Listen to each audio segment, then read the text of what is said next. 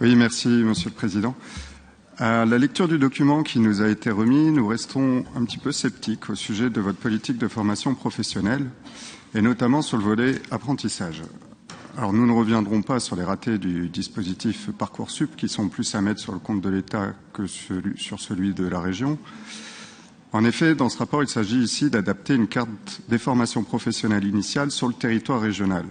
Pour ce faire, vous dites avoir utilisé les critères de la tension démographique et celui des opportunités en termes de débouchés, qu'il s'agisse de débouchés professionnels ou en termes de formation continue sur des échelons supérieurs. Mais nous remarquons que l'utilisation de ces indicateurs vous a mené à tout simplement exclure le département de l'Indre de cet ajustement, tout comme c'était le cas dans la carte initiale d'ailleurs. Or, et vous le savez pertinemment, si le département de l'Indre ne fait peut-être pas face aux tensions démographiques que vous évoquez dans ce rapport, il n'en demeure pas moins que ce département est pleinement touché par d'autres problèmes démographiques, à savoir la diminution inquiétante de son nombre d'habitants. De notre côté, nous pensons que plutôt que de se contenter d'adapter l'offre de formation en fonction des places non pourvues, la région Centre-Val de Loire devrait anticiper et proposer des réponses adaptées aux réels enjeux régionaux. Et l'équilibre entre les différents territoires régionaux en est précisément un. On est en droit de considérer qu'en matière de formation professionnelle, l'offre crée la demande, et voir le département de l'Indre disposer de places de formation post-bac supplémentaires aurait pu constituer une forme d'attractivité pour ce territoire. Les formations dans les secteurs des services à la personne, dans l'hôtellerie, dans les métiers de l'agriculture, dans l'agronomie, etc., ont de forts potentiels de débouchés professionnels. L'attractivité d'un territoire se crée par la qualité de vie que ce territoire est en mesure de proposer à ses habitants. Nous regrettons donc que cette carte de formation professionnelle ajustée manque de vision globale et n'aille pas au bout de la logique. Finalement, ce rapport se contente de procéder à une espèce de rafistolage en attribuant plus de places là où il y a eu les demandes les plus fortes.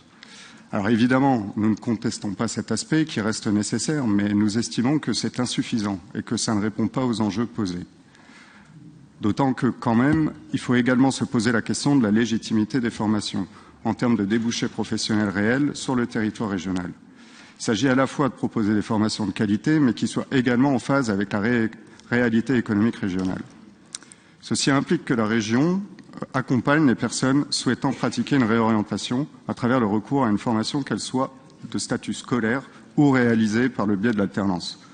Le maximum doit être fait afin de valoriser les secteurs économiques porteurs de la région Centre-Val de Loire et ainsi éviter les formations qui, une fois validées, ne fournissent malheureusement pas de débouchés professionnels sur le territoire régional.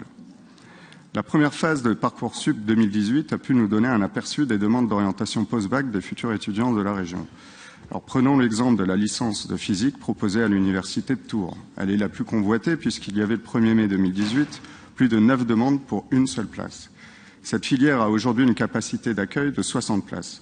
Or, en parallèle, le 21 juin dernier, sur le site Indeed, nous pouvions trouver plus de 100 offres d'emploi de techniciens de mesure physique, de niveau BTS, DUT ou Bac+3, rien que pour la région Centre-Val de Loire.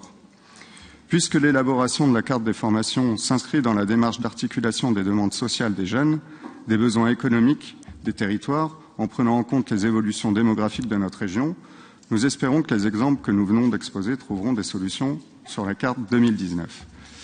Enfin, et nous le disons régulièrement, nous sommes favorables au développement de l'apprentissage, notamment pour les métiers de base de notre économie. Et nous considérons qu'il y a une urgence dans ce domaine, tant l'apprentissage français demeure le parent pauvre de la formation professionnelle, et plus encore de l'ensemble de la formation initiale des jeunes en France. Une des preuves est que parmi les jeunes formés, une faible proportion accède à des hauts niveaux de qualification, à la différence d'autres pays européens, tels que l'Allemagne, l'Autriche ou la Finlande.